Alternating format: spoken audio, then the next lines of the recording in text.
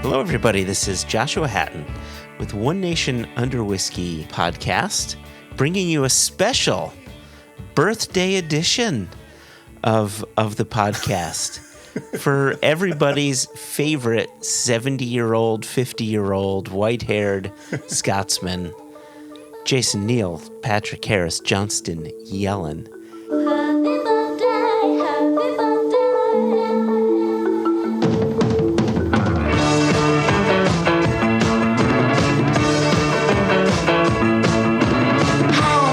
Happy birthday in a hot car to those. Thank you. To be clear to listeners, this episode is dropping July, 10? 10. 8, 9, 10? Sure. Yeah. July 10. Does that check out? And my birthday was June 27th. So it kind of feels like my 50th is distantly in the rearview mirror. However, peek behind the curtain, we are recording June 28th because I am on vacation July 1 through 15. Oh, man. And my birthday is still very fresh to both of our minds on this 28th day of June. So thank you for your warm birthday wishes. Thank you to people who reached out on Facebook. Thanks to people who reached out over text. Thanks for people who sent in very kind birthday PDFs. Those were very much appreciated. The birthday faxes, remarkable, Yeah, really great. Remarkable. Really made my day. I've already framed some of those. They are on the wall in my house as I speak. So That's awesome. Thank you for the kindness. Did you get my my birthday wish in semaphore with the flags? I did the whole Yep. I thought you had sent the Raven. Oh God! Now I'm gonna have to go back and find out who sent the Raven. Yeah, it wasn't. I didn't do the Raven. I did the semaphore. Yeah. Semaphore. Yeah, Okay. Okay. Did you ask for help? I did say. That's a Beatles reference. Now that I'm 50, I make Beatles references. Oh, that's right. They say help, and they got the flags, the whole thing. And here's the thing. On the Help album, they do not say help. They have not done Semaphore for Help. No. Because they didn't think Help looked photographic enough. And so the person photographing the album cover just had them position the flags in ways that they thought looked nicely photographic. For someone who doesn't love the Beatles in the way that I love the Beatles, you seem to have some really interesting deep dive Beatles knowledge. Please note I have not said one thing about their music in the 1 minute I've been discussing the Eagles. not the Eagles, man. The Eagles, Not man. the I Eagles. fucking hate the Eagles. I've had a hard day, man. Anything. The Big Lebowski. Ba-dum! Oh my gosh. There's going to be a number of people who have just heard the last 15 seconds of what we said, and they're like, yes, I know. They're speaking to me. And then there's going to be another camp of people that are going to think we sound like two presidential candidates who can't get through a single sentence. So, here we are. It is somewhat freeing. I have found that to be freeing. I got to tell you, the other day, and granted, like you had said, this episode is going live on July 10, but in later June, we sent out an email to our Single Cast Nation members, just letting them know about some of your travels around LA. Indeed. And the number of people that reached out to say, firstly, like those in LA saying, thanks for coming, such a great time, so on and so forth. We got that, but we also got a number of people reaching out saying, well, shit, when are you coming to my town? When am I going to know when you're going to come see me? Where are you going to be as opposed to where were you? Where in the world is Carmen Sandiego? That's it. And so I wanted to use this quick opportunity to let those know, those listeners, nation members, non-nation members, and so on, to find out where we will be. First and foremost, you need to, probably the best thing you need to do is sign up to be a member of Single Cast Nation. Absolutely. Which is super easy. Singlecastnation.com, and then go to the Contact Us page, and you just fill out that form, and you're now in our database, and you become a Nation member. And once you're in that database and you opt into receiving our emails, as we start communicating details of the trips we had been on, we're going to let people know where we will be in the future as that information sort of... Yeah, as we know. As we know, you will know. So please go ahead and do that, because I don't know about you, Jason. I don't want to put words in your mouth, but one of the things that I enjoy the most about what we do is being in front of people and sharing these these bottlings that we've done, and explain why we've bottled this, and sharing that liquid with people. Yeah, I might surprise you here when I say this, but I do not live for spreadsheets. What? But come on. I know. But getting out, eyeballing people, pouring Single Cask Nation, talking Single Cask Nation, listening to other people's stories about their involvement with Single Cask Nation, that's why we have always done what we do. I will also say we're involving Jess in this fun as well. So if you're an overseas listener, be sure to sign up for the Nation, because Jess will have a chance to say where she has been and where she will be appearing. And so, we're really going to try to communicate this. We want to celebrate where we've been, but we also want to let you know we're coming out. And we'll see you. And hell, if you want to see us, drop us an email, info@singlecasknation.com. If we can get 3 quality tastings put together, maybe we'll come to your town because of you. You took the words right out my mouth. Exactly. Yeah, we don't have to be in control of our travel schedule. You could be in control of our travel schedule. To a point. Sounds scary when you say it. As has been our tradition the past few episodes, we've been incorporating some emails that have come in, sort of front-loading them ahead of our interview. And I wanted to highlight one of those emails, Jason, for you and for the listener. So I hope you'll allow, what am I trying to say? I hope you'll allow me to indulge me? No, to indulge you. Who am I indulging? Yourself. I'm indulging myself. Let's be clear. Seems very indulgent. We received an email from Nicholas Frangipane. Indeed. Frangipane. He was at a tasting I did last month or so, and we were talking about the various pronunciations of his name, and he did tell me exactly how his name was pronounced, and I think that is Frangipane. Near positive of that. Anyway, he had sent in an email on on May 4. As you can see, we're a little behind on some things here. And his question to us is, or the subject to his email is, how does whiskey move across the U.S.? Does it move uphill? You push it uphill. It's like water. There you go. There you go. There you go. So he says, Dear Jays, I think Joshua and Jason will both be experts on this topic, but the question might be too boring to cover on air. I won't be offended if you skip it. I almost didn't send it, but given your appeal for letters, I thought I'd give it a shot. I'd like to know more about how whiskey makes its way across the U.S. So here we go.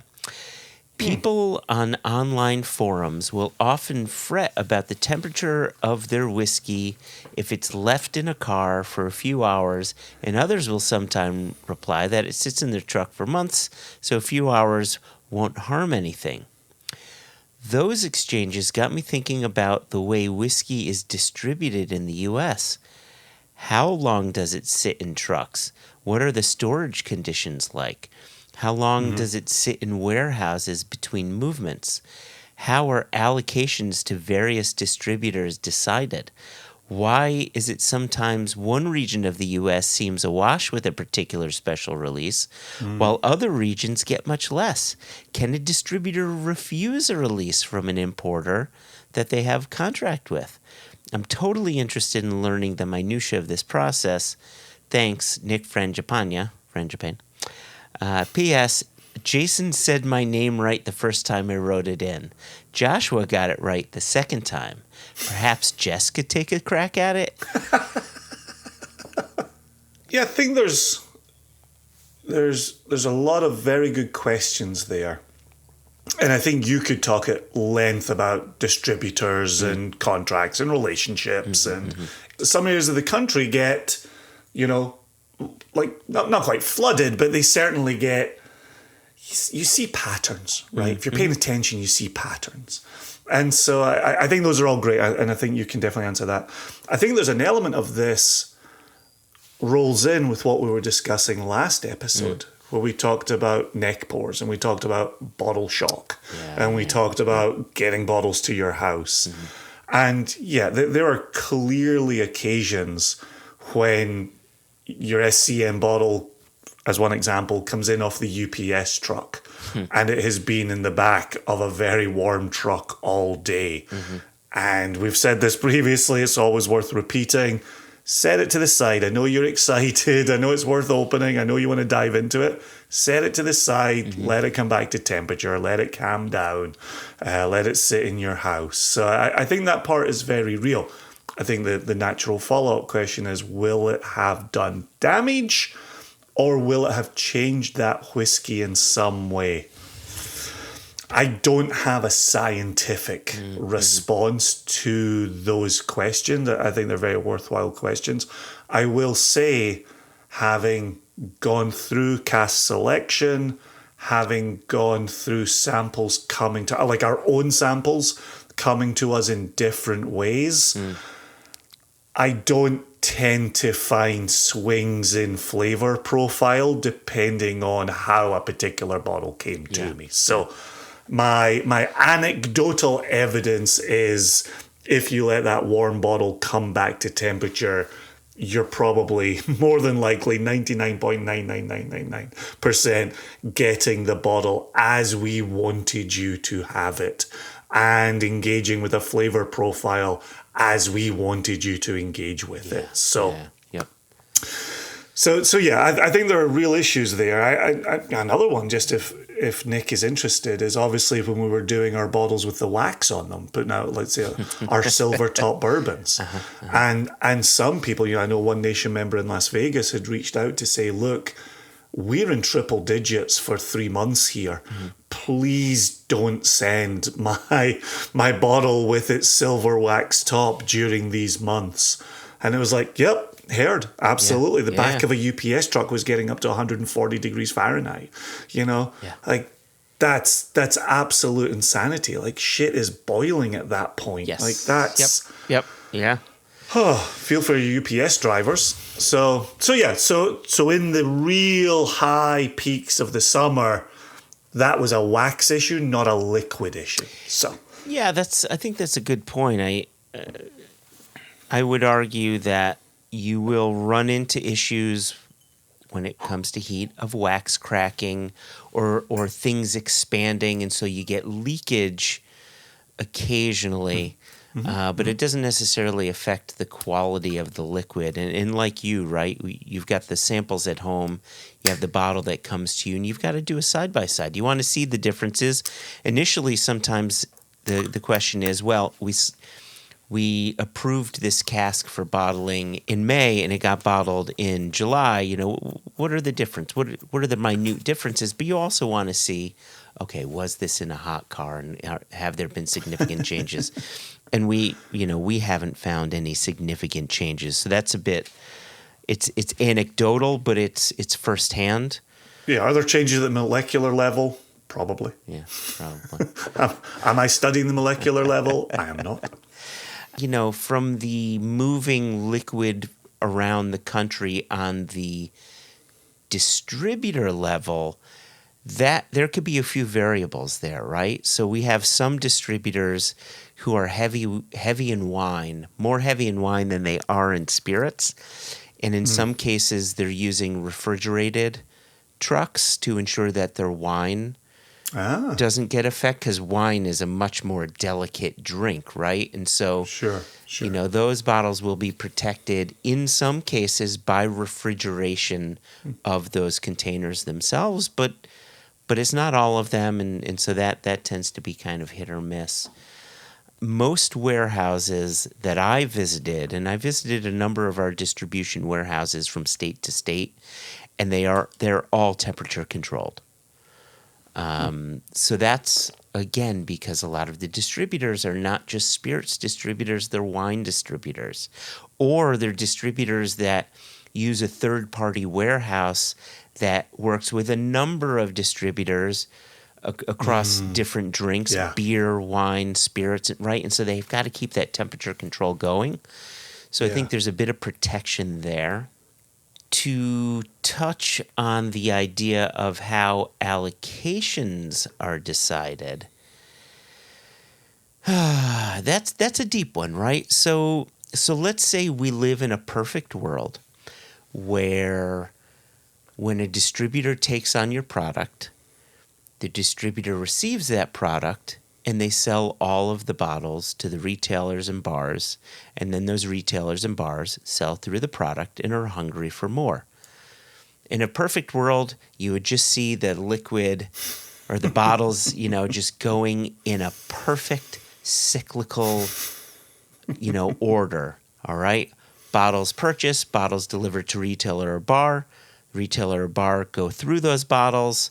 They need more. The next release comes out. The distributor purchases from the importer, and we go through that cycle all over again. The world is not a perfect place.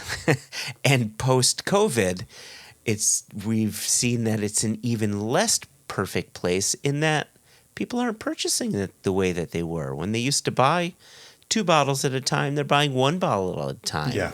Or if they bought a bottle, one of each from a release, maybe they say, well, I'll buy these 4, but I'm going to pass on these 2 or so on, right? People's purchasing habits have changed. And so what you're dealing with now are distributors potentially being choosier on what they have, on what they want to bring in.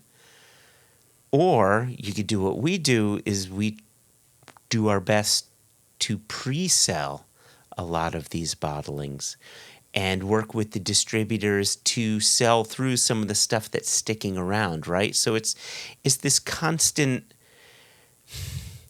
because the system isn't perfect, our sales job is to help move all of those bottles through every tier of the system.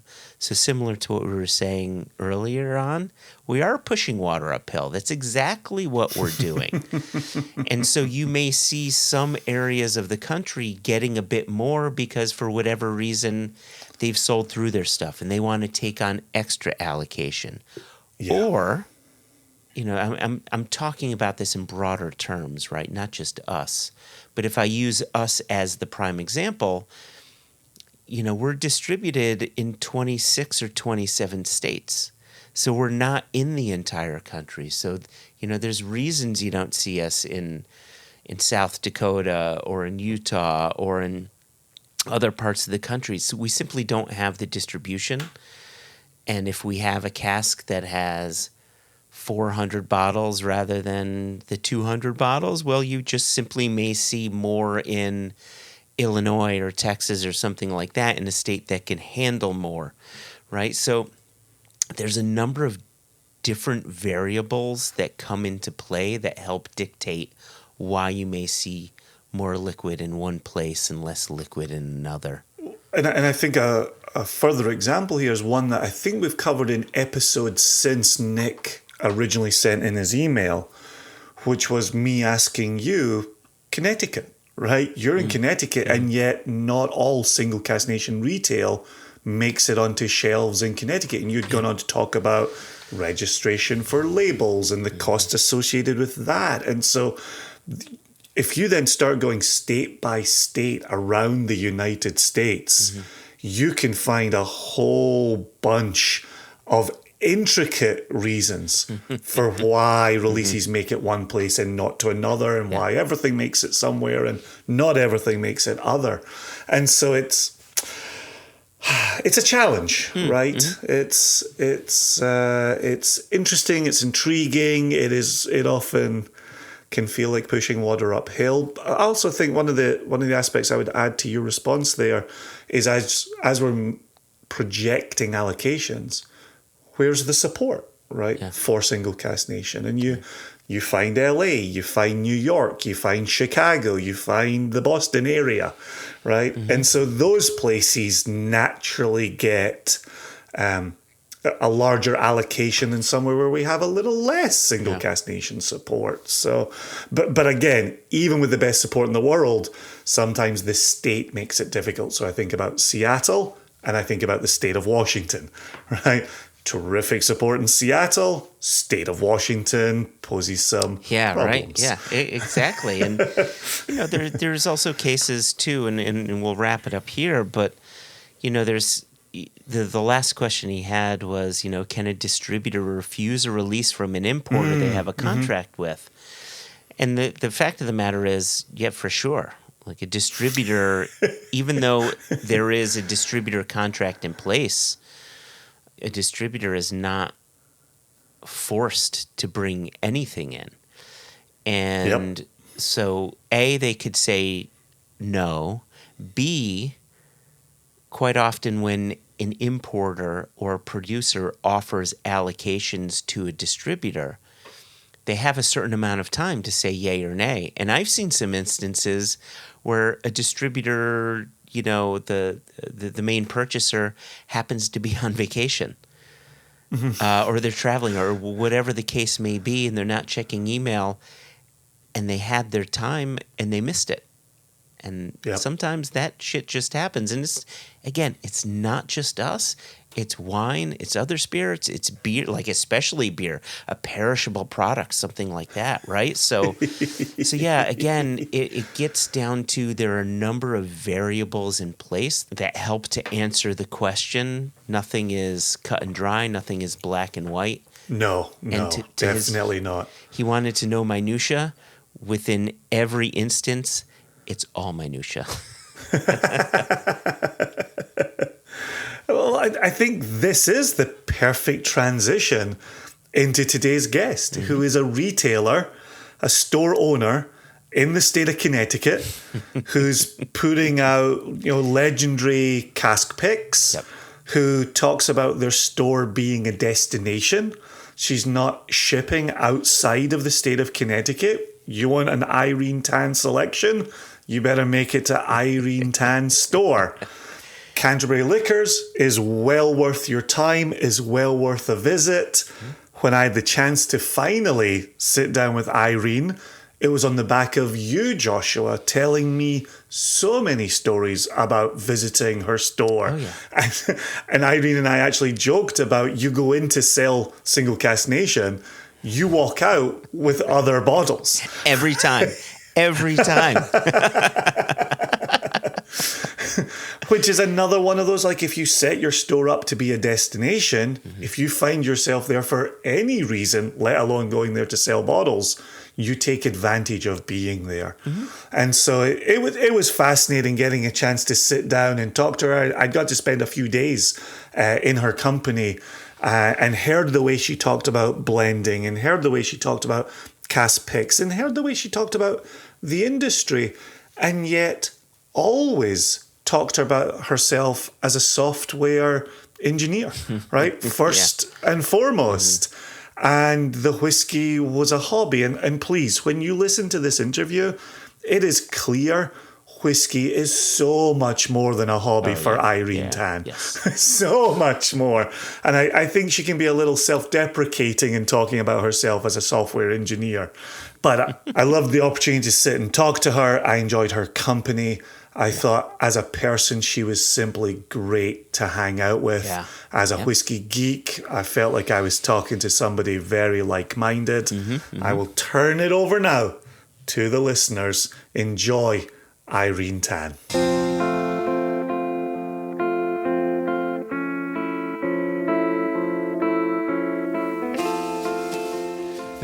Good morning, Irene. Good morning. Thanks so much for making time to talk this morning. It's been lovely hanging out with you for the last couple of days. Yeah, it's been a nice surprise. I will say Joshua has spoken so highly about you for so long that to finally meet you is really to meet somebody very special in this industry. Aw, Joshua's too kind. Well, you're known for your store. Yes. Is that Canterbury Liquors? Yes. Okay. Cool, because I know we've been talking about an original store and a second store, and so Yeah. I wanted to make sure I got the name right for you. It's since October of 2019. Oh, okay. I had purchased Canterbury Liquors. Okay, so you've been telling a great story this week about getting into wine, wine leading to whiskey, and then whiskey leading to your own store. Could you give us that story for the listeners? Sure. So it was a while ago now, I think at least over 10 years ago, when I discovered too many bottles of wine in my basement. I think it was around 1,200 bottles. I remember going down to the basement one day. I'm like, well, the gym's in the basement, and then there's all these wine bottles taken over in the basement. So I said to myself, I think I'm going to need a store to hold. I don't want to have all those bottles in my basement. So that's how I got into partnering with somebody to purchase my first store. And so I'm trying to get this correct, because you talked about building your palate as a wine drinker. And then that wine drinker came to whiskey. And one of the things that we talk about with people is if you can find flavors in wines, you can find flavors in whiskeys. Yes. However, you're making a step up in alcohol strength. And so I'm curious for you in your journey, what did that look like, and how did your palate adapt from wine to whiskey? So the alcohol for me in whiskey carries the flavors, right? And in wine, I mean, you're just expected to, know it's got a nose and it's got a different things on the palate and the finish and all of that. And mouthfeel and acidity and tannins and stuff, which all of that does translate to whiskey. But for me, I was never a whiskey drinker, right? I was a wine drinker until 2014, and a few months after I opened the first store that I was told that was my job, to take care of the brown spirits. Okay. So it was all new for me. So when people, oh my God, you have such a great palate for whiskey and stuff, and I'm like, well, I'm still consider myself a newbie because I know people have been drinking whiskey for years, right? But I'm one of those people, and you've already that you might already have figured out that I never do anything half-assed.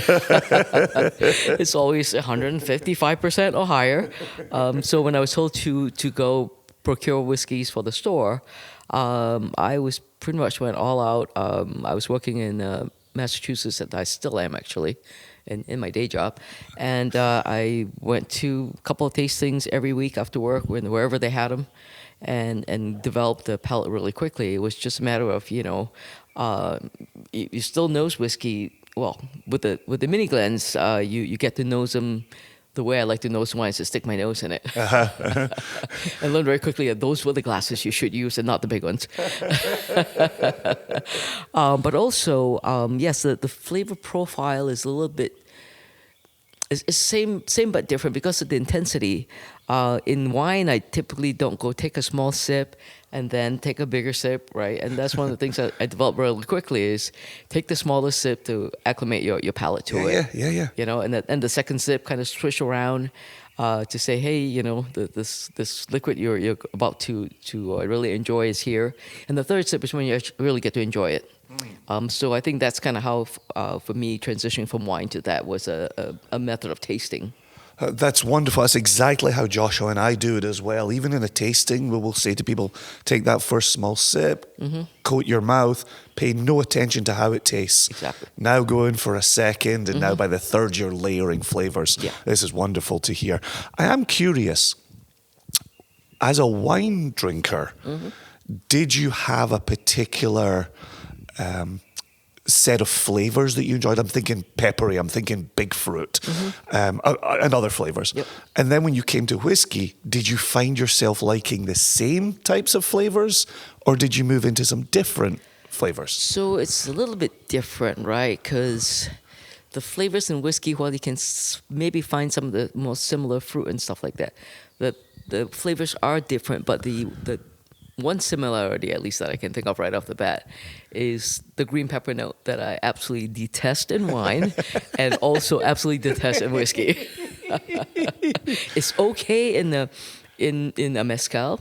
Oh, okay. Right? Oh, okay, and nice. like a tepestate or something like that, where there's a little bit of the vegetal note. Yeah, yeah. And that's okay because, it's made from this very vegetal, you know, fruit. But with wine, I see it as a flaw, right? Okay. Because it's from unripe grapes, Ah, okay. right? So yeah, like Cabernet from Chile, I finally found one I can actually drink because somehow maybe it's global warming, but it doesn't have those notes. Or Cab Franc, typically, especially when it's a cooler season, people are still going to release those wines. Even higher end wine producers will, because we're still going to want to make our money, so we're still going to release it, even though it's not optimal in flavor and profile. But Sure. I suspect the majority of drinkers don't pick up those notes or are not opposed to them. So call it a personal preference, I guess. I love you identifying where the green pepper note comes from in a wine. Do you know where the green pepper note comes from in a whiskey? Or do you at least have an hypothesis? Well, I think it's okay. So it's probably most prevalent in single malt whiskey for me, or blends. Well, mostly. All right, I'm gonna put myself out there. Mostly single malt whiskey that has been made with chocolate malt. Oh, interesting. And, yes, and it's over roasted. Some people get the coffee note, Yeah. and they get the chocolate note, which if it's done well, it can be quite pleasant. But generally, a lot of distillers who came from the brewing world, who use a bit of chocolate malt to make stouts and stuff like that. Sure. I mean, I'm not generalizing, Sure. but because I've met a lot of actually master distillers that come from the brewing world make excellent single malt that had no chocolate malt at all. but that's where I found it to be very prevalent, and to me, it's such a turnoff. It's like, Interesting. I don't care if that's a $500,000 bottle. I'm not drinking it. I'm going to keep my eyes open for that as well and see if we can find some patterns in the green pepper note. It's not necessarily something that turns me off. Okay. I can quite enjoy that vegetal presence if it's then in harmony with other components. Yeah, for me, it's just, it's like people that don't like cilantro, right? Right, And you can right. find it in everywhere, right? I can get a sniff of cilantro. Luckily, I don't mind cilantro. So it's definitely a personal preference for me. But having said that, that does not, if I had to judge the quality of a spirit, or wine, just because it has those notes in it, I personally don't prefer it, but I can still judge the quality of does it have, good balance, does it have good mouthfeel and all of that, minus the annoying note. So as I was alluding to in your introduction, you are somewhat legendary, and your picks, your store picks, are definitely legendary, and it's now at a stage where if Irene Tan brings in a cask, it's purchased. There's no doubt about it. How did you first? Let me rephrase that. What were you looking for when you first got into picking casks for your store, and how have you seen that evolve in the time you've been doing it? Okay, so for your comment about being legendary, I think somebody's starting rumors about me. The good news about being legendary is you don't have to agree. That's true. It's up to other people to describe you as legendary. So I think for me, it was always about picking. So I am known to pick barrels and casks that are not your norm. Right? Because, why do you need a barrel of something that just tastes so normal? You just buy the core products and get it over with. So I'm always looking for something unique. But, that's not the primary purpose of picking a cask, right? It's about finding a whiskey or a rum or a gin or whatever, because even though I am mostly known for my whiskey, I do love my spirits. I've dabbled in all the other varieties and categories of spirits. Typically for me, it has to have the three components, right? It has to smell lovely, and then it has to have good balance on the palate, right? A palate that's it doesn't have to be rounded because not all my barrel picks are rounded. It has to have a presence, an enjoyable presence. If you prefer something that's powerful, then some of my picks will sit well with you. If you prefer something that is just rounded without a kind of a punch in the face, some of my other picks will kind of also resonate with some people. But more importantly, the finish, right? So the nose I will say, okay, you can't have the nose, at least you have to have the palate, you have to have the finish. So I'm looking for something that, ideally, that smells wonderful, and it's complex on the palate, so you when you taste this whiskey, you're not gonna just shoot it back, so you're gonna taste it over a course of an hour or so, that you actually, with every sip, discover nuances and it's like you're on a treasure hunt almost, right? It's like, oh, I didn't get it on the first two sips, but wait, by the fifth sip, certain things are coming out, and as your whiskey oxidizes when we have it in your glass, it's like there's a mystery that gets uncovered, and of course on the finish you want it to stick around for a while, right? And just really kind of enjoy the every sip and every moment that you're sipping that whiskey. I absolutely want to stay in the retail space, but I want to ask you a quick follow-up on that very topic of tasting and selecting and sharing. Josh and I talk often about context. And there's context with a selection. Then there's the context of a tasting. And you just said this a second ago. When you sit with it over an hour and it oxidizes and it opens, if you've got someone in your store, you don't have an hour with them. If you are selecting from multiple casks, and we've talked about, multiple samples being lined up and going through them, do you ever contemplate the contextual setting for selection and then selling? So there's two ways that I pick whiskey casks and barrels. One is for my blending projects, we can talk about after. Please. And the other is for a selection for my store. Yes. So yes, while I don't have the hour, I already have the narrative for you. Say I have 6 whiskeys I want you to taste in the half hour or 45 minutes you're at my store. A good example would be this barrel of My Lemon and Green that I picked a few years ago. So they've been sending me a whole bunch of samples, and I was not liking any of them because they all had the Dickel note, which is another note. There's a few specific notes I don't like in whiskey, and so all the samples sent me had the note, and I was like, So this will just come down to distillery then, we'll find something. So sure enough, I go down there, and Marlene Holmes had picked me up 4 really, really nice samples, fine examples of good whiskey. Younger and older, but they all had the same note. So I brought some whiskey with me that didn't have that note. I'm like, well, so this is a couple of whiskeys that I prefer to pick because they don't have that note. So they said, while you're here, let's go pop some bungs, right? So we popped the first bung, and that very first molecule that escapes from the barrel, three racks high, I'm like, nah, that's good. Dickel, put it back. And second barrel, same thing. The third one didn't. So I said, I want to try that one. Okay. And then as soon as I tasted it, I'm like, yep, we're good to go. It doesn't have that note. I don't need to taste any further. Okay. Right? Because, you don't want to wear out your palate. Yep. So once you find the one you like, but I had the biggest fear for a while after that. What if it was just that moment in time it didn't have that note? Absolutely. Right? But fortunately, it didn't. And so my narrative for that when I took the sample home to taste was, and I named it, so I named all my barrels. Every single one of my barrels has a name. Okay. It could be the taste profile, it could be a whole variety of things, whatever story that makes sense for me as to why I picked that barrel. So this one in particular is called the Antique.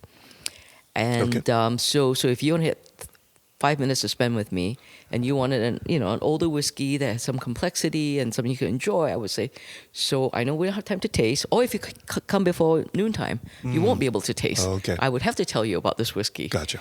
So yes, and and part of, I think, selling not just whiskey but anything is to be able to put your customer in that frame of mind where they can see themselves in that scene that you've created. Right? So in this one, it was called the Antique because I said, so just imagine you've just poured yourself an ounce of this and you are sitting next to a fireplace in an overstuffed leather chair and you're dusting off a hardcover classic and somebody is smoking a pipe in the distance, and that is the experience you will get when you drink this whiskey. Nice. Would you not want to just take a few home already? So I mean, I don't tell that story but I feel like every whiskey I buy has a story. Yeah. And if you can't, for whatever reason, taste that day, I can at least describe to you the scenery of what I imagine when I drink that whiskey. Yeah, I like that. It's a speeding up is often used poorly in whiskey terms, but it's a rapid creation of context for the drinker. I really like that idea. We've been talking about, you give somebody a 1/4 ounce pour or a 10 ml pour at a festival and they go slam and then they're on to the next table, and you'd have been just as well pouring that sample down the drain for all it achieved. So I tell people when they come in the store, as soon as they do that, it's over. Because I have something below here that will be in the next 5 days. Because now you've just wasted my whiskey. Right. So when did you start picking casks? And we've seen this rise in all stores having cask picks. Do you think it's a flooded market?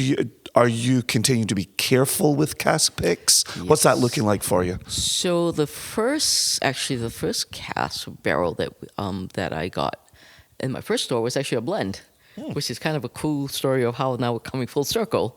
It was an Angel's Envy blend. Okay. So then we went on to pick a Jack Daniel's single barrel, which very quickly I learned after that barrel pick that you need to take a sample with you because I swear it was not the barrel I picked. Oh, okay. Because the third note that I don't like in whiskey, at least in American whiskey, is the banana note. It's perfectly fine in Irish whiskey or a single malt Scotch or a blend of malt whiskey, but in a bourbon or a Tennessee style whiskey, it's not a note that I prefer. Interesting. So when they pop the cork, a short distance away, I go, oh, no, that's not my barrel.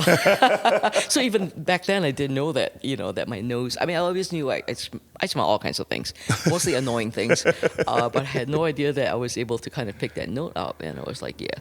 So beyond that, I think I was in my first store, we probably picked a total of the 5-6 years I was there, about maybe 20-something barrels. Okay. Yeah. Okay. A notable one that really kicked off the whole multiple, actually two distilleries that I bought multiple barrels from. The first one was Whistle Pig, because I got to pick my first single barrel Whistle Pig with Dave Pickerel. Okay. And there you go. That was such a privilege to be able to done that. Very nice. And then, while he was, around, I picked 3 barrels. 3 or 4 barrels, no, 3 barrels at least, while he was around. But then the big thing that kind of happened was with Garrison Brothers in 2017, I believe, when they were still relatively unknown. I remember tasting his whiskey up at the store in Massachusetts, and I was like, it's not there yet. And I do that a lot. I go, it's not there yet, but I can detect some greatness coming from this whiskey. Yeah. There's good quality, and it just needs time, right? Because even back then, people were still rushing to get this stuff out there, and I was like, it needs time. And this is coming from a person who has very little patience. Okay. but whiskey needs time. So I ended up buying 6 or 7 barrels of Garrison Brothers bourbon in Connecticut, helping put them on the map in Connecticut to a point where they go, who is this person in Connecticut, right? Because so after I bought my first 3 barrels and made such a big splash with it, that they sold 27 more barrels that last 2 quarters of the year. Oh, Which was wow. wild, yeah. Wow. I mean, not all because of me, but in part. Sure. Because nobody had tasted the whiskey before, and I said, "Hey guys, you guys know my palate, and so if you want to buy it now, you should you should pre-buy it, because there was one kind of backstory of how I wasn't allowed to buy the barrel, so I had to work around it. So I pre-sold it instead. Okay, this tastes so good. I'm not going to miss on buying this barrel. So I pre-sold it, came out here and to Texas, and which is feels like a second home to me. Wow. In Austin. And every 29, the 15-gallon barrels, they're small. So there are only 29 bottles in that cask. Oh, 29 bottles? Yes, and it was my a gosh. hazmat, which kind of started the whole hazmat thing. And people just don't understand. I don't buy hazmats for hazmats. I buy barrels that taste good and happen to be hazmats. So I've heard that term batted around for our listeners who are maybe overseas and not quite as familiar. We do talk about it a little bit within Scotch. For me, hazmat is over 70%. Yes, yeah. Is that the same? Yes, Are we it talking the literally same? is hazardous to fly with. Okay. Right, because it will... Okay, it really is a flammable condition on it. Absolutely. Okay, so it's not doing it just for the drama of having 70 plus. No, You no. are finding flavors and you're not finding it disappearing in the finish. No, not at all. And it's similar to, when we hear of terms Navy strength, gins and rums, right? Because it's like it's 50, is it 54? 57. 57 ABV is considered Navy strength, right? So it's at the point where if the rum or the gin were to fall on the gunpowder, it will still ignite. Okay. Okay, hence 57.1 being 100 British proof. Exactly. Boom. Oh, and my boom was, there we go. Okay, so there's a journey going on there in the cask selections. And there's being careful Yes. with what you're bringing in. What future do you see with cask picks? So just going back a little Yeah, back, please. back to how I ended up buying as many barrels Please. and casks as I did. So because I was somewhat restricted in how many I could bring in at a time. Is that a Connecticut thing? No, it was my partnership. Definitely not a Connecticut thing. Trying to be diplomatic and the whole idea that you had to sell everything in that cask before you could bring a new one. Okay. Which doesn't make sense to me because it takes a while to get, once you select it, one takes a while to get it to you. Yeah. And sometimes when it's not ready, I'm going to keep it for a few months and then bottle it. But when I got my own store in October 2019, I felt free to buy one every 2 weeks. Oh my gosh, Irene. Oh my The gosh. first year I was there, I think I hit 26 barrels the first year and then just kept going. Oh my gosh. Because it was all delicious stuff and nobody told me I couldn't do it. And also, well, in all fairness, during the pandemic and everybody was, right. they would drink anything that tasted, good Yeah. or not even, right? Yeah. But in our case, I felt free to bring a lot of stuff in. I mean, all the uncertainty, I just felt like I just kind of saw this pattern of, man, we're going to be in lockdown for a while and we can't go to bars. We can't go out and have social events. Yeah. People are going to have to do this, over Zoom and all, which is what everybody did. So I bought a bunch of barrels and all really, some sold out. And if we had online sales, it was sold out in seconds. If we had more than one phone line, it would have sold out in under an hour. Oh my gosh. But some of them would take, a month, a week, a year. And some I buy with the intention of keeping them around for a while, which is counterintuitive in a business, right? Yeah. But the idea is I wanted to build a Disneyland or adult candy store. And you can't have one if you don't have enough supply, right? Yeah. So there's some candies that are very, they're something that you want as a staple, so to speak, right? So you can always come back to it. Because my customers come, and to put things in context, my store is in the middle of freaking nowhere. Right? So you really want to want to come to my store to get there. Gotcha. Right? And some people live locally, locally I mean in Connecticut, well, it's an hour and a half. I go, yeah, but this guy just drove all the way from California. And they're coming back next year. Wow. Right? Wow. So the idea of bringing something in and advertising it, on social media, I don't advertise, I put it on my social media, and then to have it disappear before somebody shows up to buy it, it's kind of disappointing. Sure. So I prefer to have a bunch of different, whiskeys around me all the time and at every price point. Right? Which is why I love the Elijah Craig small batch. It's like a 40 and under that always tastes good, and you don't break the bank. And then at $50, $60, and then different categories of whiskeys, right? So I like to have all the categories. Like the bourbons, ryes, high rye bourbons, single malt scotches, single malt whiskey from all over the world. Irish whiskey, which I've been kind of really digging lately, and so whatever your whiskey preference is. When you come in and tell me you don't like certain whiskey, it's a wonderful challenge for me. Especially when my Scotch drinkers, my single malt drinkers come in and they go, "Well, we only drink single malt Scotch. We don't like rye." I'm like, "Oh, really?" Absolutely. And then they run home with a few bottles of rye, and I go, "My job is done." In educating, so I guess maybe it's a different approach. People in a retail space, yes, of course we want to sell, we want to make money, but by the same token, also. I feel like I want to educate, right? Because in my other life, I was a teacher for a few years before I came here to go to school. So I think I'm kind of also in that sense coming full circle and being able to teach, and not like I'm the authority on it, but it's to you learn by teaching and being educated by your customer. No, absolutely, absolutely. I'm curious, and I definitely do want to get into the blending and how you got into blending, but just very quickly, you mentioned the pandemic there and things selling so easily. One of the things we're starting to hear in the US is retail and just focusing in whiskey or liquor sales. But retail is starting to slow down. Are you seeing that? Do you think that's yes, absolutely a hangover from the pandemic when people were loading up on bottles? Part of that, actually, about 2 years ago, I had decided already.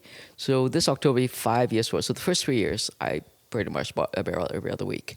But in November of 22, I made a promise to myself, at least, that the next year, not that I wasn't being discriminate about what I picked, but I was starting to find a lot of whiskey out there that was somewhat mediocre, right? Because everyone wanted to get into the business, so they were all sourcing whiskey.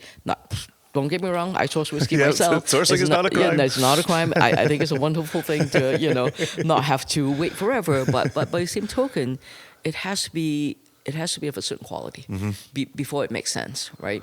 So people just throwing stuff out there. Well, it's 3 years old, it's 4 years old. Oh my God, it's 5 years old, and I can charge you, $200 for it. And so there was this kind of crazy escalation of, what's the next, what's the newest thing? Kind of like in craft beer. Yeah, right? Yeah, absolutely. So I kind of already saw that might be coming because I myself was getting bored with just, picking, barrels. They were good. And some were better than others, but I was like, it's got to be better.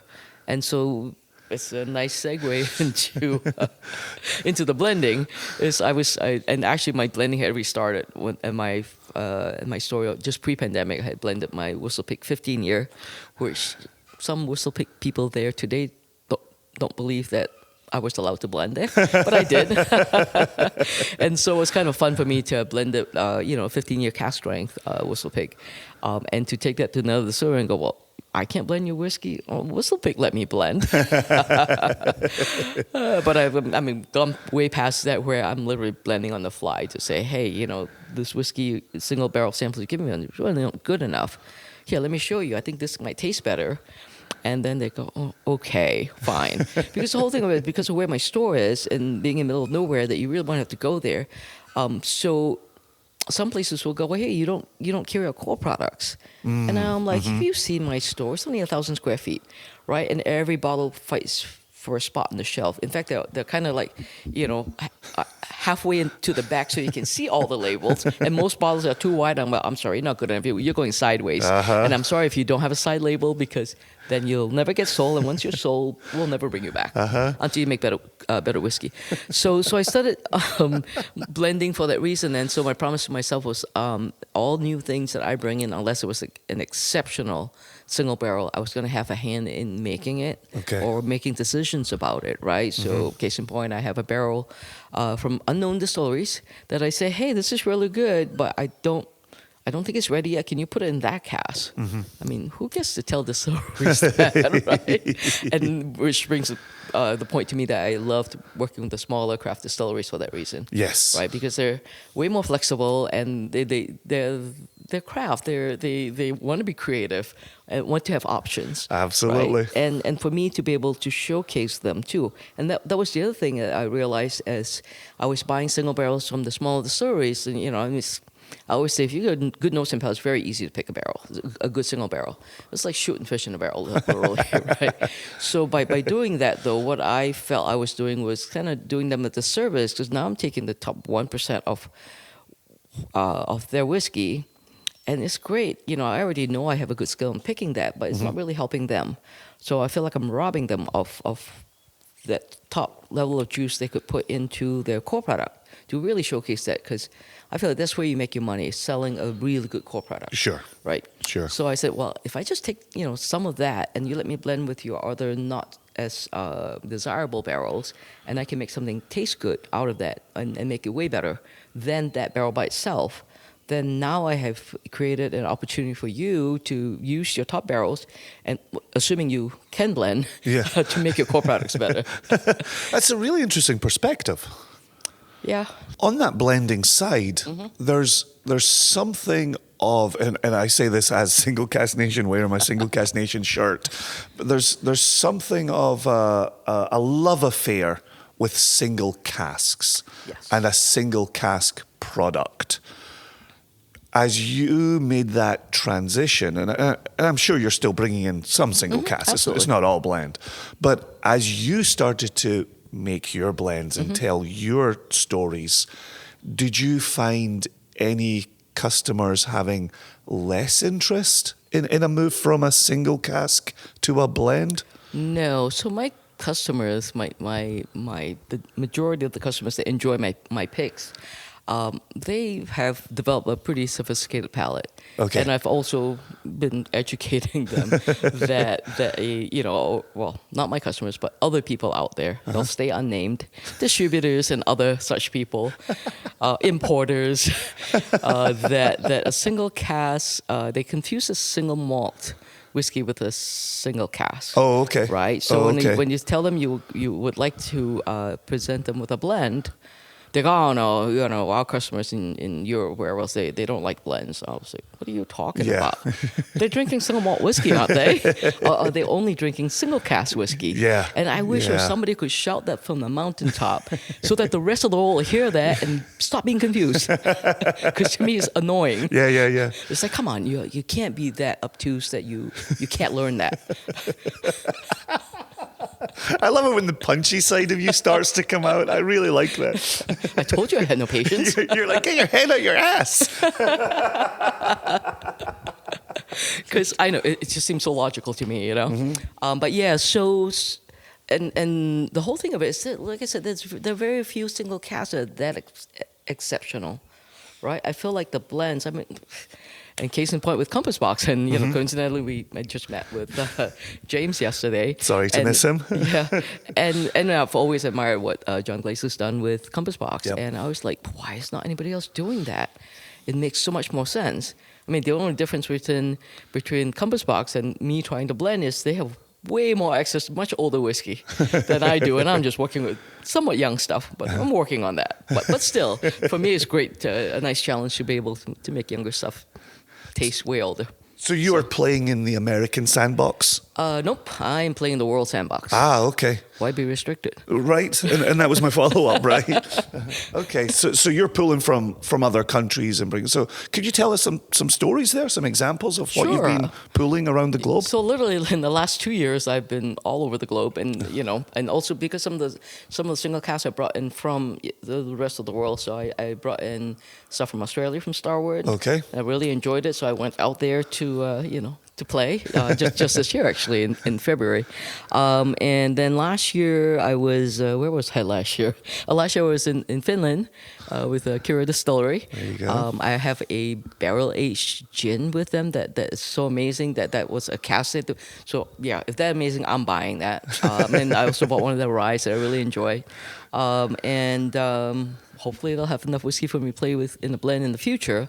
Then I was in Scotland. Actually, I was in Kirkwall. That was not to pick any barrels. I can't afford anything from Orkney. I wish I could, but maybe someday. But it was kind of hang out to see what else people had out there. But the year previous to that was in Cork, Clonakilty. Ah, okay. I was just trying to go back on to see when we started talking about that. I should maybe go and see what other whiskey they have. Oh, I know. That was when Colin Swolman from Kings County Distillery approached me and said, "Hey, why don't you go source some whiskey and make us some blends?" That's wild. Yeah, I was like, "Okay, what do you want me to make? Don't know, don't care. Just make it good." And at that point, I never considered myself an artist, but I was like, all of a sudden, I was like, damn, I got this blank canvas. Now I'm scared for a few moments because I wish there was a color on there to start with. But it's great. I love the challenge of make something happen. And It's so wild. So I want to remind listeners that you started out this interview by saying there's still a day job at the heart of this. And then there's a store. And the store's not your day job. it's my hobby. Right.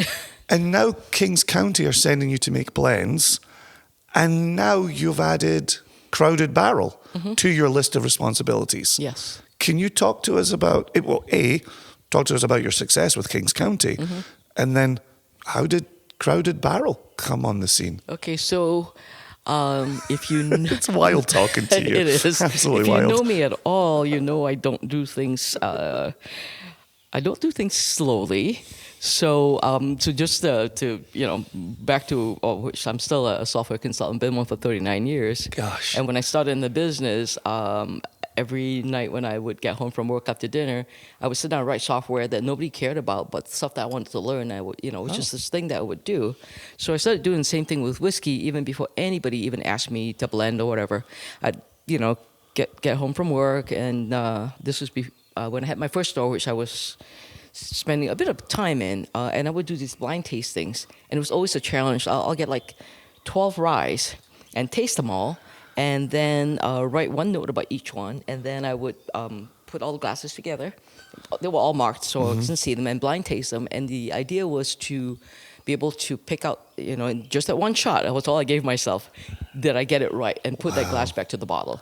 So I did that quite a bit for, as a training thing, because Yeah. I don't have any mentors, right? I mean, I don't work in distilleries. I like to play in them. I don't work in them.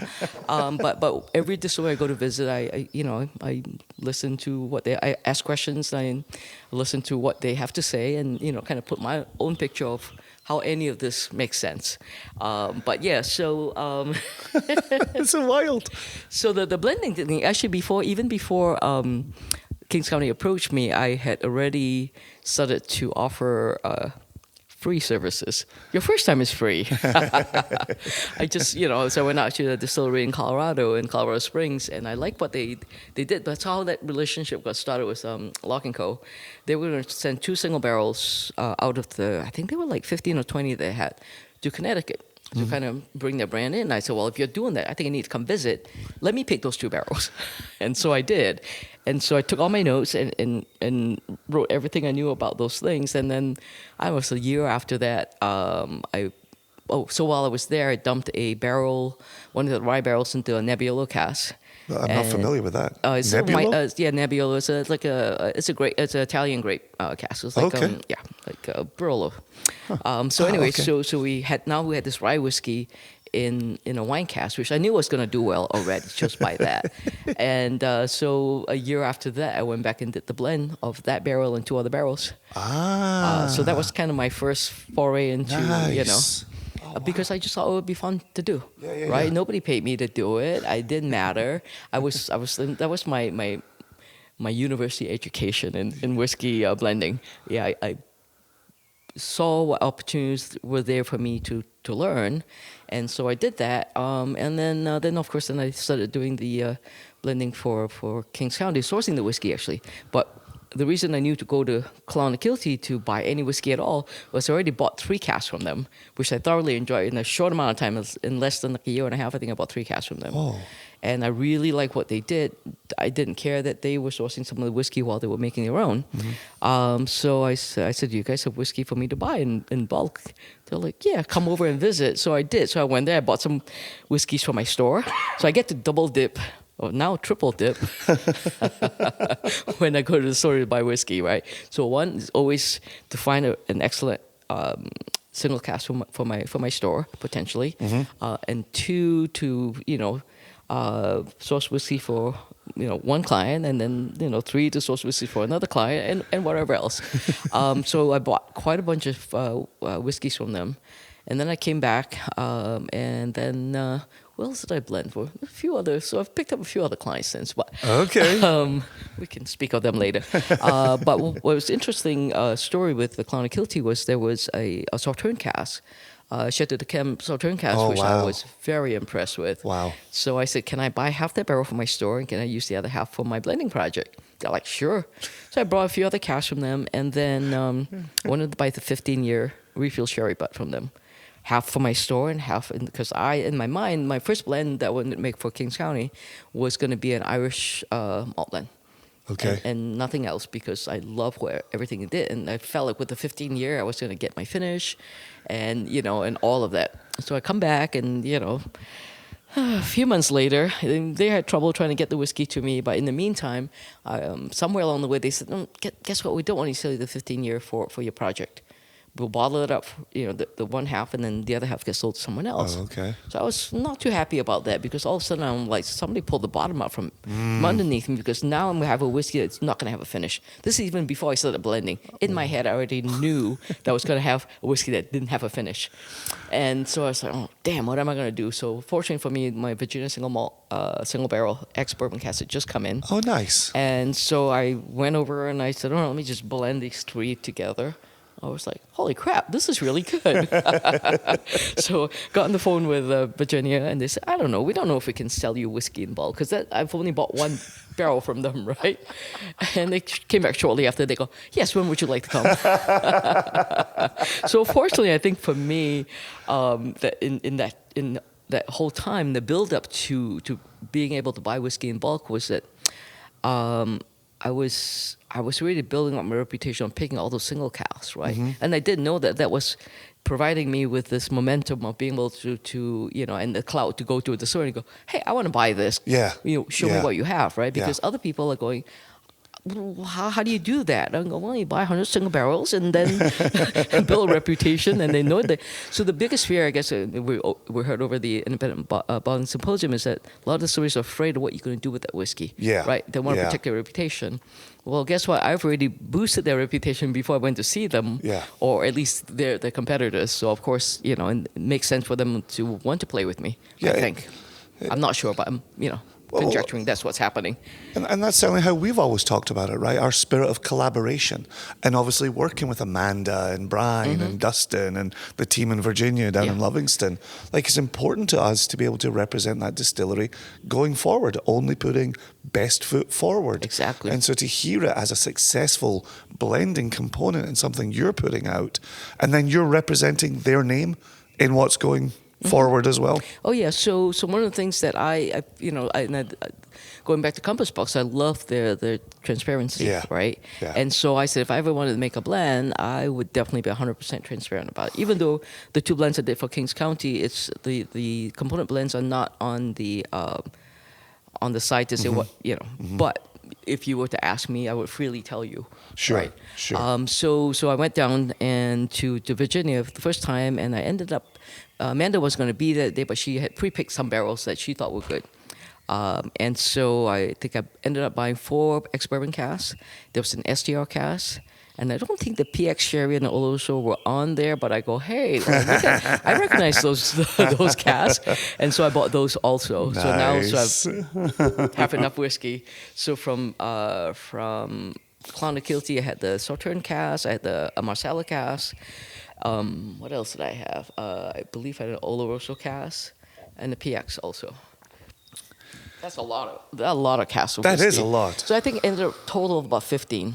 Okay. And so the idea was to kind of put this blend out for Kings County in the course of 3 years. Okay. I was curious about that part. Yeah. So that was the initial plan anyway. Okay. But since I never do things slowly,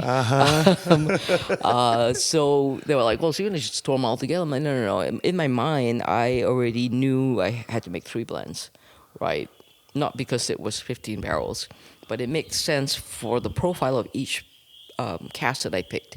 There was something outstanding about it that I would take note of. Only one note. Okay. I hate to confuse it with, yes, it's all these other notes I don't care about. What's the one outstanding thing about that cask? Could you give us an example of that? Like, would it be buried? Would it be robust? Like, Yes. what is it you're going for? So a common example I like to use is the Virginia SDR cask. It is such a distinguishing mark for me, a note that I can recognize it blindfolded 5 miles away. The wind was blowing just right.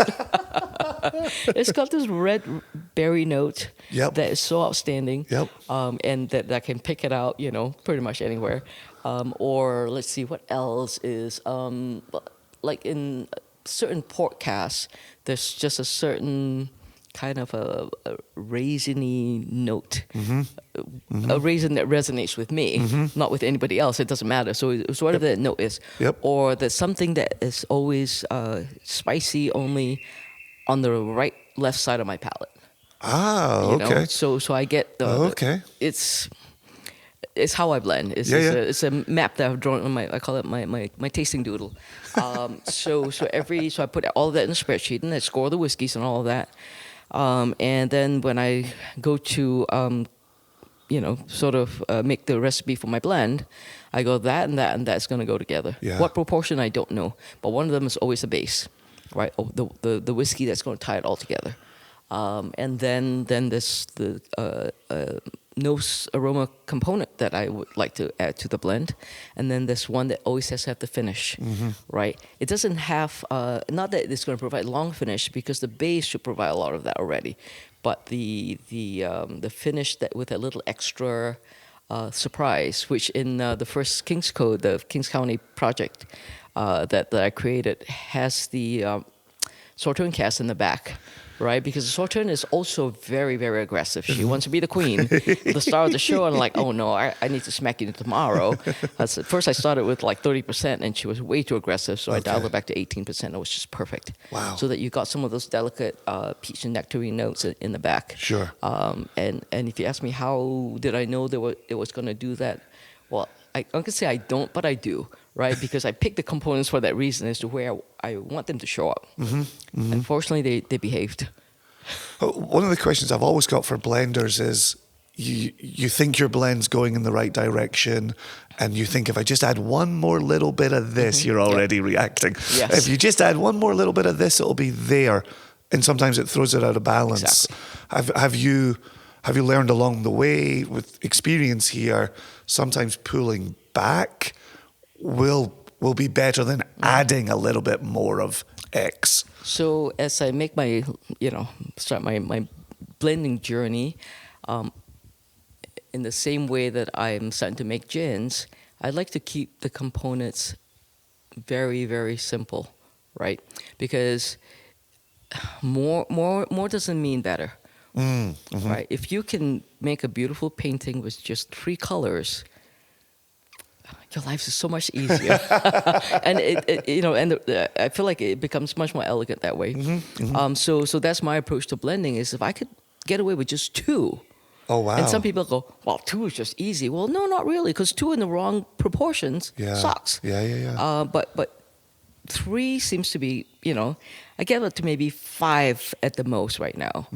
But I think 3 to 4 seems to be, because it gives you kind of a better idea of where those accents need to be. Yeah. Right? So it's like building a house, right? You need to have a good foundation. And then you can't, then you have to pick a style of windows and doors. You can't mix and match those. You can't have, like a colonial style door and then some modern, Frank, Lloyd's, window style, right? Yeah. That's So interesting. I think this is kind of same approach, and the same thing when I make a gin, right? The few of the botanicals to be able to showcase what you want to showcase, and I think that kind of, I feel like it shows off your skills better. There you you can go. make just only 3 things, and have it present as well so elegantly. So interesting. Okay, so I'm conscious of time here. I cannot tell you how much I'm enjoying this conversation. This has been a long time coming, and I'm so happy to have had this conversation now. But we're sitting here in Austin. We're at Crowded Barrel, and you make a joke about wearing cargo pants because you can fit sample bottles in the Yes, pockets. that's what they're made for. And you're always pulling out samples here and samples there. Are we able to talk about the 2 samples that you've been showing in the Yes. last couple of days? Sure. Because I know there's Virginia in there as well, Yes. and it seems Yep. like a nice connective Yeah, point here. So the cargo She taps her shorts pocket. with those sample bottles is actually what got me into. Oh well, it didn't get me into it. They already knew that I kind of know what I know at the Crowded Barrel. You asked a question before about how they became one of my clients. It's last year when I was here at the Bassist Ball. I think Rex was. I was like, I was pulling samples. Okay, taste this. Yeah, taste this. Because I just started, to do some of my other blends, and all of a sudden the light bulb went on. He's like, "We need to talk." I go, "Okay." I know I got your number, but give me a number. I want to talk to you. So the following week, he gives me a call and he's like, "So what are your dreams and aspirations?" I was like, "Oh man, it's too early in the morning to ask me those questions. I don't plan that far ahead." But long story short, they said, it makes sense that you should be our blender, since Daniel's been stepping out to just manage the nonprofit side of the school of the Wizard Academy, and I was like, all right, I think I can do that, so the idea was to basically have me be the spirit hunter, so to go out in the world and same thing, what do you want us to make? And we kid about it. Now he's like, so we were supposed to do 1 blend every quarter, and because we didn't, we didn't restrict you. I said, what are you making? How much? He didn't give me a budget, so I just went out and bought stuff. Literally, I was like, when do I start? 2 days from now, and within a month, I was down in Virginia buying all kinds of barrels and casks of whiskey. And then while I was here, I was speaking to one of our whiskey somms, Chris Plunkett, which every time I talk about him, I forget his name, but he's very important. He's one of my whiskey somms. And so he lives in Arizona and he knows about Del Bach. And so I got into a conversation with Del Bach. And so the 2 blends are only made of 6 casks of whiskey. Okay, and 6 casks, 2 distilleries. Yes. Oh, Yep. wow. And so what are you finding each lot of casks bringing to that table? So Del Bach is mostly known for their mesquite smoked whiskey, but they also have unsmoked. So I go, that was a perfect way. So the idea of doing these blending projects for the Crowded Barrel is to showcase every distillery, right? That to kind of help tell their story, why? Because I picked them was because they make good stuff. Yeah. So I'm like, what a perfect way to showcase Del Bach by going smoked and unsmoked. Yeah. Right. And with the Virginia component, so with the smoked, which is Cerberus, the 3-headed, monster, so to speak, a beast, there was 20% of smoked, the mesquite smoked from Del Bach. And the other 2 components were the STR cask for the nose, the port cask, the John Deere's port cask, which had this full palate, and I wanted the smoke from Del Bach to show up in the back. There you go. And that came up so beautiful. It's as if you were having liquid barbecue. So I said, we should maybe do a food pairing thing. So we're going to pair it with burnt ends and beef briskets when we launch the brands here on June 8th. And the second blend with the unsmoked, A little more delicate. Mm-hmm. I blended that with 40% each of the 2 sherry casks from Virginia. Okay. It was a Fino sherry, Oh, wow. and it was one of the best Fino sherry casks I've ever tried. Because not a lot of people do Fino cask well, right? Because Fino is kind of finicky. It has its own style that it wants to Yeah. impose on whatever. Yeah. But Virginia, I have to say, they do a really amazing American single malt. They do. Definitely on the East Coast. Dare I say, almost in the country. That with the Oloroso, I'm not sure how the magic happened, but it for me it was like blueberry cobbler Whoa. pastry notes. Oh, Like I every love time I smell pastry it, notes. I go, look at that beautiful blueberry. Somebody goes, it's brambleberry boysenberry. I'm like, nope, it's blueberry for me. But yes, so those things I try not to be like, it smells just like this. Yes. Because we all have different memories of what Yes. we eat and what we smell and taste and identify. But for me, because it's my blend, I'm going to say it's blueberry. So we're going to pair it with a blueberry cobbler. Oh, fantastic. Yeah, Oh, yeah. I love blueberry cobbler as well. So it should be really fun. I hope people who can make it out here on campus will do that, because one of the first things we're going to do actually at 11 o'clock in the morning, 11:30, is for a VIP session. I've had them save a bottle of each of the 6 components. Smart. And we're going to label them 1 to 6. And then you know the final answer because I'm giving it to you. So you get to taste the 2 final answers.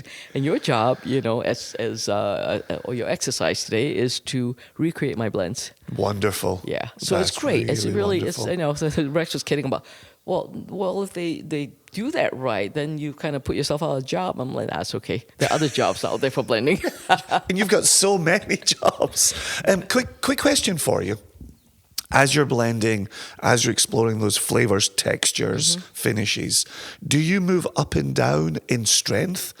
Do you add water to it, or is it all natural cask strength? It's all natural cask strength, because Okay. my belief has always been that I would like the customer to have the experience of, if they only drink whiskey by dropping a rock in it, then do that, right? But if I've decided that, no, I'm going to expand how much I can sell and all that, it's not about that. For me, it's always quality over quantity. I'd rather have 1 glass Yeah. than a jug of so-so stuff. Yeah. Right? So Yeah. so they can drop that rock in it and then taste it over the course of an hour and see that whiskey evolve, right? And I think that, because it should be a journey. It should really relish. I mean, how lucky we are that we get to drink good whiskey. So why are we going to rush through it, right? Why don't we sit and enjoy? Yeah, much more enjoyable with friends. But if you've had a rough day and you want to just relax and you want to do that, and it just makes you kind of contemplate. I Yeah. think when you have Yeah. a good whiskey. Certainly, and sharing that with friends makes it 10 times more enjoyable, because we all have different experiences with the whiskey, and it's good to have this discussion of what we're drinking. Yeah. Yeah.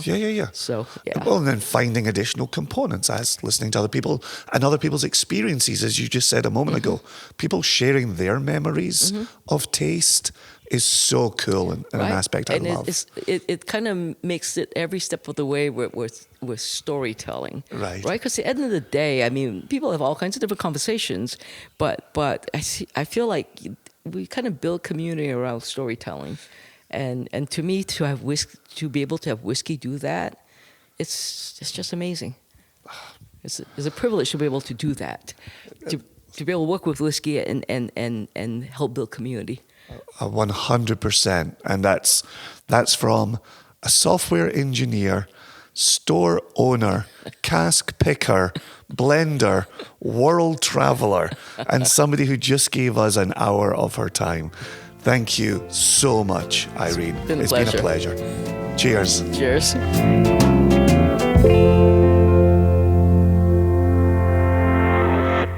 Listening back to that conversation, what I liked about it is much of what she had said was actually quite familiar to me, because unlike yourself, this was your first time meeting her. I've known her for years. I've known her for 6 or 7 years, and I've got to, I've got to be on the sidelines as she's evolved into what she does now, right? From being the spirits curator at one store and then jumping ship and starting her own store and focusing Absolutely. on barrel picks and then starting to get into blending. And so it was just nice to be able to hear that fuller story in a smaller 55-minute clip or so, but I basically got to experience the last 6 or 7 years of me knowing her in 55 minutes, which was super cool. And it was true to her, and it was true to who she is and what she does. And it intrigued me as well that she does talk about this as a hobby, but it's more than that, because she's putting her heart and soul into it, and a ton of money. Being in the liquor industry is not inexpensive, especially being a retailer who's in charge of bringing in barrel picks and bringing in that full barrel and then slowly selling it out. That means you're sitting on a lot of money. So to talk about this as just a hobby, I agree with you. I don't think that that's necessarily a fair assessment of what she does. And it's clear she's very serious and very passionate about this quote-unquote hobby. Yeah, cheers. I'm excited to get to Canterbury Liquor in the future and see this destination retail store with my own two eyes, and inevitably come out with bottles purchased. Oh, yeah. Bring a bring back to suitcase. Virginia. Fill your boots. Yeah, cheers, Irene. Thank you for your good company and for sitting down to get you on wax. It was a pleasure.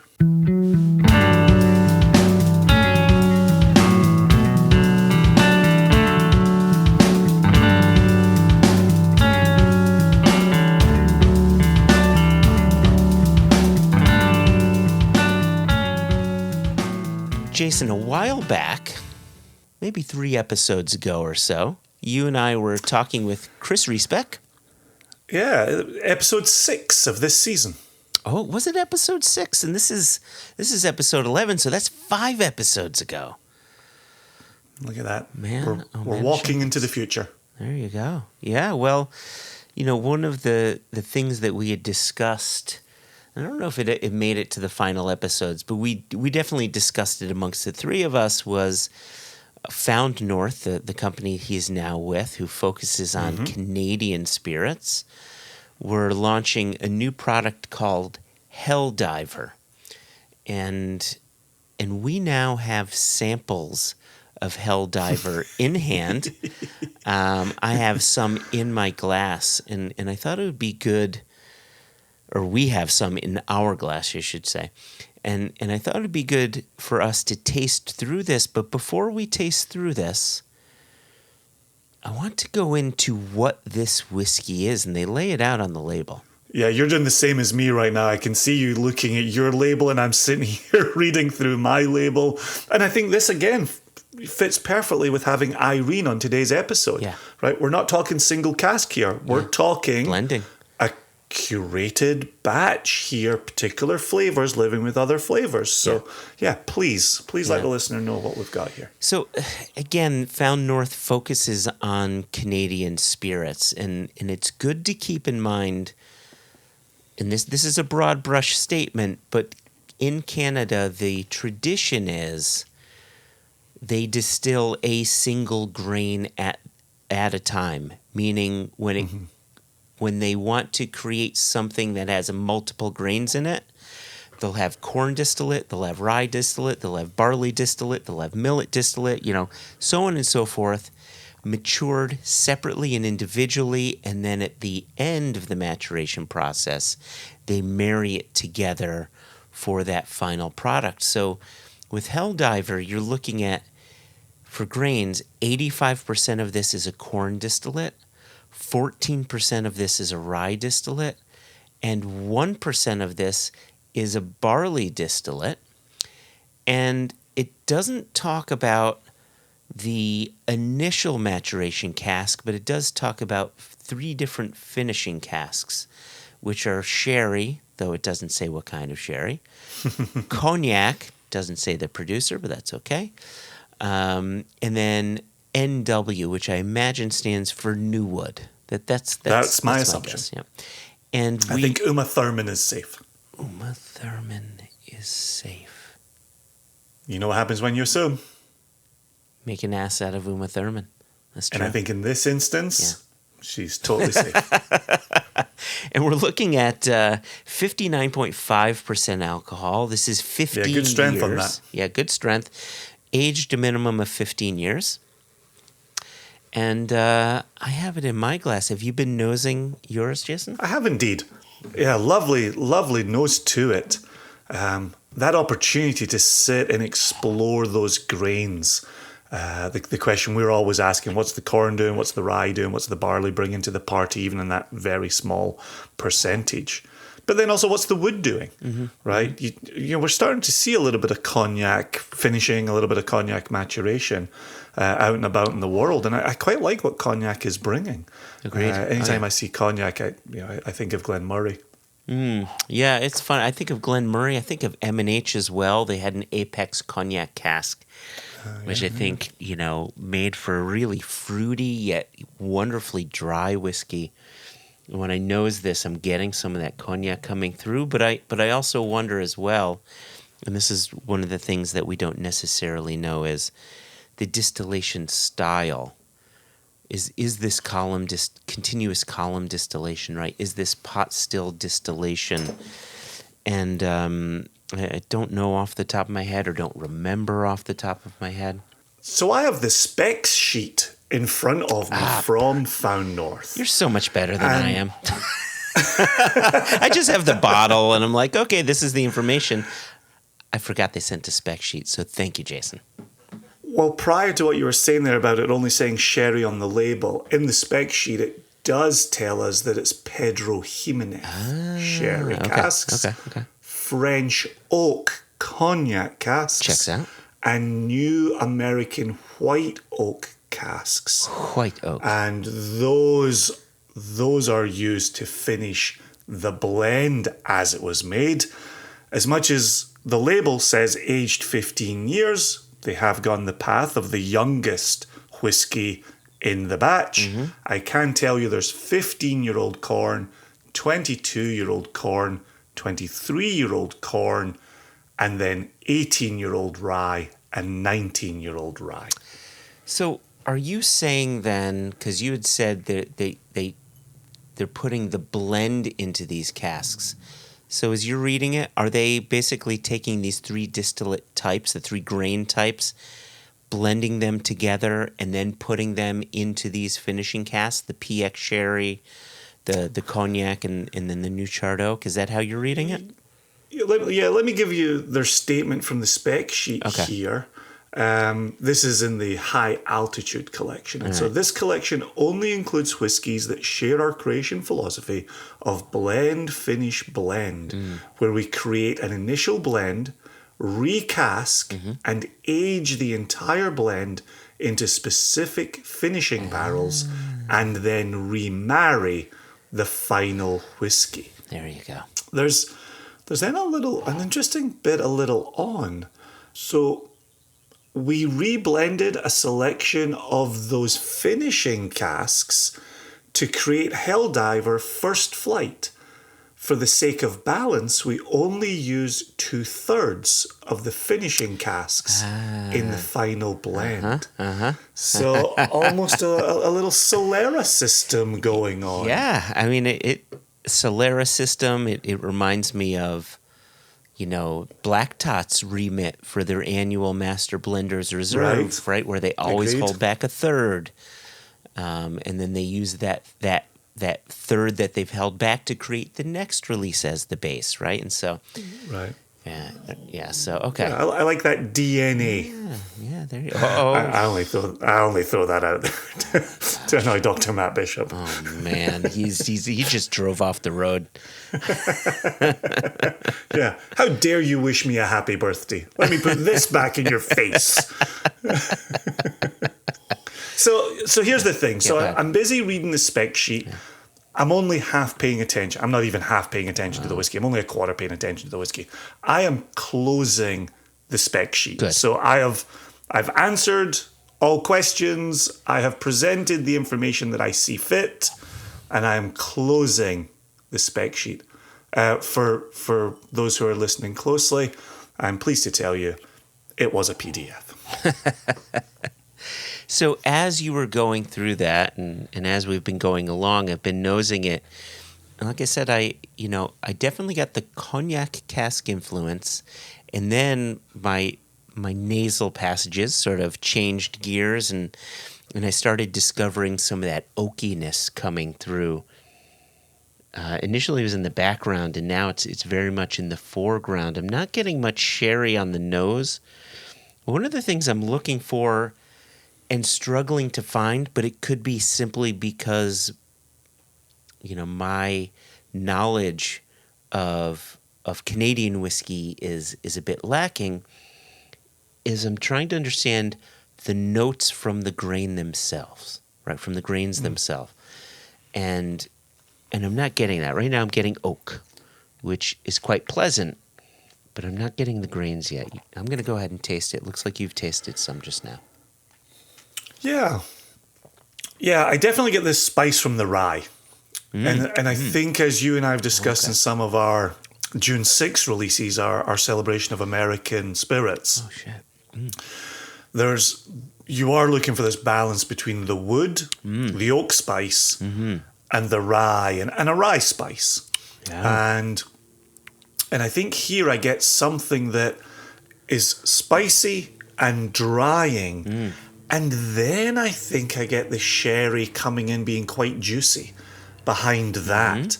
I think there's an evolution to the casks that are operating here. Oh, wow. That discovery of rye is spot on, and I would argue that it's not a discovery. Like, despite it being 14% in the blend, I feel as if it's taking the steering wheel a little bit with that rye presence in a very good way.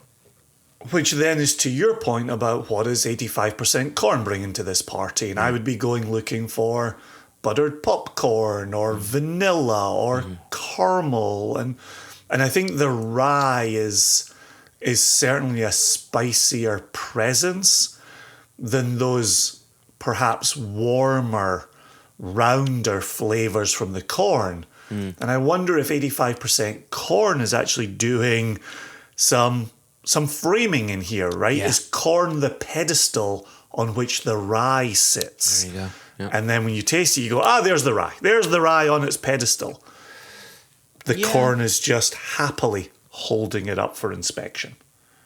There is a note. I know you're exploring this right now on your palate. There is a note for me on the nose that's a little bit lavender. And I was asking myself where that might be coming from, and could some of the cognac be presenting something that takes lavender form? So I'm glad you said lavender, because it was a note that I was finding on the palate just then. Just before you said, I said, there's something quite floral here. And then you nailed it with the the lavender. Subsequent sips started to reveal that corn a bit. There's more of a delicate sweetness coming through. I'm getting some of that, corn specific sweetness, some delicate popcorn in there. Hints of candy necklace, which I don't know if that's coming from a combination of the cognac mixed with the PX sherry, but a little bit of that candy necklace bright sweetness coming through. You know what it kind of reminds me of? Like a more balanced version of the early Whistle Pig releases. I don't know if you followed Whistle Pig from early days where it was 100% Alberta rye. It was like, hi guys, this is Alberta rye. Good luck with your palate. Like it was excellent, but it was singular. Where this is saying, okay, we got that, but now we've evolved a little bit, and that's not me saying bad things about whistle pig, Yeah. right? But Yeah. but I this know you're is not. sort of taking that cue and saying, but what if we did stuff with other Canadian spirits, right? And with different cask maturations, right? This is really nicely put together on the palate. I haven't gone back to the nose yet. I'm going back to the nose just now. Yeah, I did something that I don't normally do, but I'm trying to be a little bit better of it in the name of exploration. Is I actually added a few drops of water to this. Right? Partly because of the question you're asking about corn and where's the corn. The rye, I'm seeing the rye. I'm getting the rye. The new charred oak, I'm seeing the new charred oak. I'm getting that quite forcefully. And at 59.5, I'm kind of like, I wonder if a little bit of water brings that corn out a little bit more. I wonder if it presents a softer side. I wonder if it tames the new charred oak, if it tames a little bit of the rye spice. I think so. I've just I done. tell you what it does do. Go It ahead. brings the lavender out on the nose. So thank you. So I was just going to say, I added 4 drops of water to what I have in my glass here, which is maybe a half an ounce left, something like that, and it brought out some of the lavender, and it calmed some of the oak down, and it brought out some of this a creaminess on the nose, which is quite nice. And a matching creaminess on the palate. Yeah. Okay. That's a softer experience with the water in it. I ran into this last night. I was dramming with some friends who don't always go the cask strength route. There may be people who like a bourbon over a cube. Yeah. And so sometimes when I bring out the single cask nation stuff, I immediately start fielding that's a lot, right? and you go, okay, well, let's explore what a lot means in this instance. And so with them in mind, I think of people who would have Canadian with a cube or would have a rye spice with a cube. Yeah. And I think at 59.5, you and I clearly stand behind this. It has been our business model for 13 years. I love putting out that cask strength release for the consumer to experience at that strength. I also love the opportunity to explore it with a drop of water. And I think with that little bit of water to it, I think I have better access to the casks and the grains that are happening in that offering. And that becomes dangerously quaffable with a drop or 3 of water. Yeah, I think one of the things that I know. So, firstly, very well said. Secondly, what I noticed with the drops of water is, the initial nosing of this, the initial tasting of this. I was able to say, "There's the new charred oak, nice. Oh, there's the cognac there, nice. Ooh, little hint of PX there, nice, right? Oh, there's the rye, right? And so on.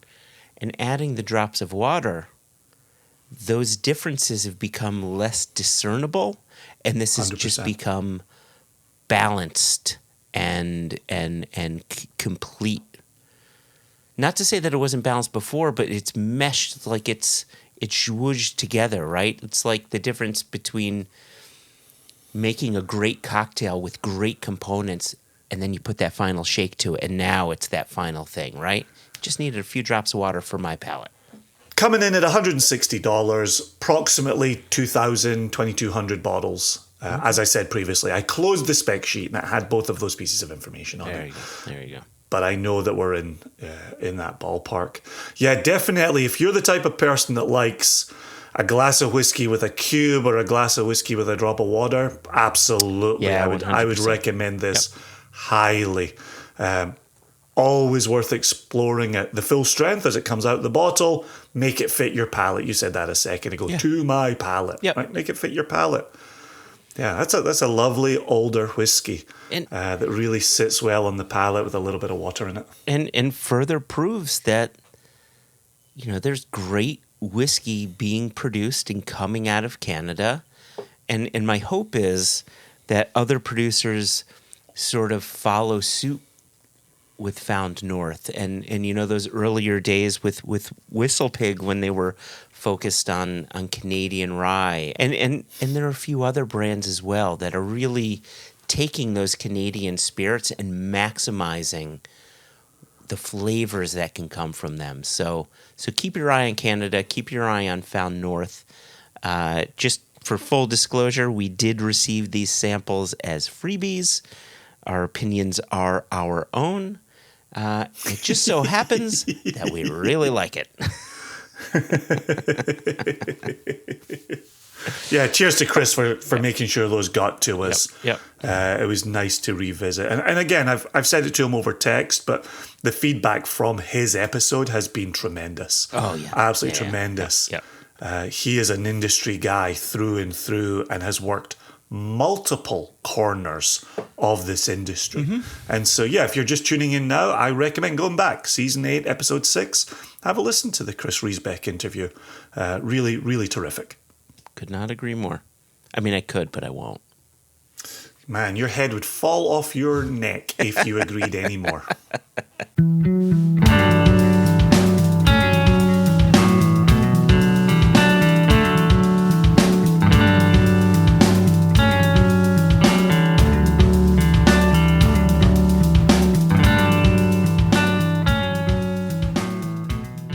So, Jason, we really don't have much news to share, at least for this episode. So, no need to call the paperboy. Yeah, I would just remind people, singlecastnation.com has a shop. And in that shop, we have bottles. And you can order those bottles anytime you so wish.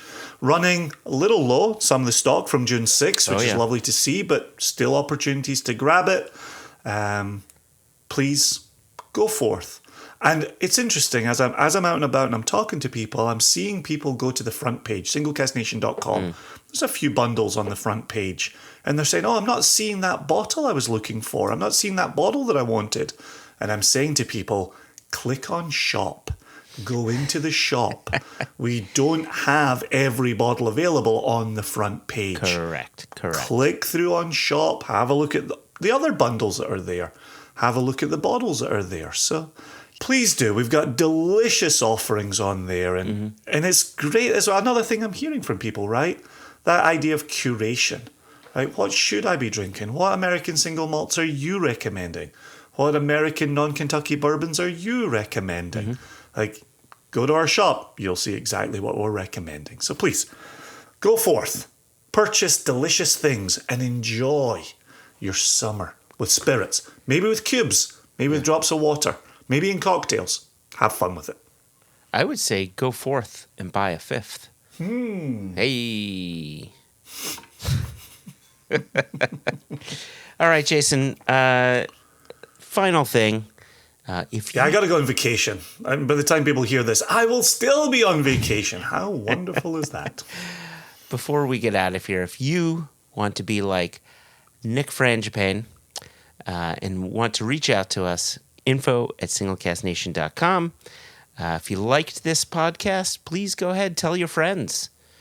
You can rate us not just on Apple Podcasts, but apparently you can rate us on Spotify as well. Ooh. So if you don't have an Apple Music account, if you don't have an iPhone and you can't rate us, well, everybody's got access to Spotify. You can go to Spotify and you can rate us there. If we start getting Spotify ratings, do we get some of that sweet, sweet Joe Rogan money? We get all the sweet, sweet Joe Rogan money. Oh, man. Oh, I cannot wait for the sweet, sweet Joe Rogan money.